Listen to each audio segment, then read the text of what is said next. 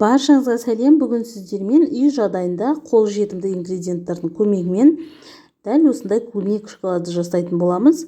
Видеоның соңына дейін көріңіздер. Бізге ол үшін шпажка таяқшалары, кондитерлік посыпкалар, арнайы клубника салуға осындай бумажный ыдыстар және де шоколад. Мен Қазақстан шоколадын аламын.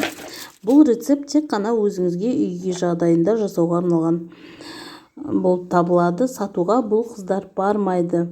Ең әуелі осылай қызып тұрған суымыздың үстіне арнайы ыдыспен осылай шоколадтарымызды салып, водяной баня дейді ғой, водяной баняда ерітіп алатын боламыз. Әлсін жаңағы күрекшеңіздің көмегімен араластырып отырып, шоколадыңыз біркелкі масса болғанша араластыра бересіздер.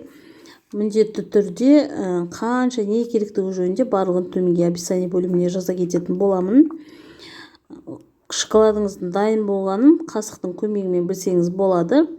Егер қасыққа батырған кезде сәл жабысатын болса, уже шоколад дайын дей берсе болады.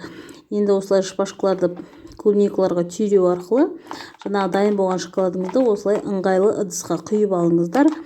Сол ішетін бокал немесе осындай одноразовый ыдыстарға құйып алып, әрбір клубниканы батыра отырып ішіне міндетті түрде мына жапырақтарын бөлек ұстап тұрып, шоколадқа тигізбей барынша әрбір клубникаларымызды батырып шоколадқа дайындайтын боламыз. Айта кеткендей, бұл рецепт сатуға бармайды, қыздар. Сатуға арналған менің арнайы өзімнің мастер-класс сабағым бар. Егер де клубника шоколад жасап үйренгіңіз келсе, маған жекеге жазсаңыз болады. Осылай сілкілеп артық шоколадтың барлығын алып тастаймыз. Бұл шоколадтың тағы да бір айта кететін артықшылығы, бұл шоколадты сіз міндетті түрде холодильникке сақтап қатыратын боласыз. Бөлме температурасында шоколадтар қатпайды.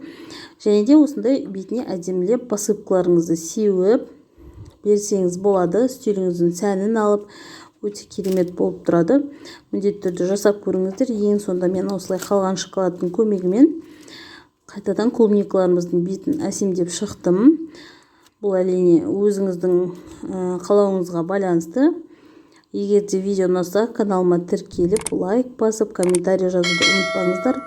Менде арнайы кондитерлік клубникаларды жасағандықтан кондитерлік осындай ыдыстар бар. Сол ыдыстарға салып қойдым. Сіздер де сондай алсаңыз болады.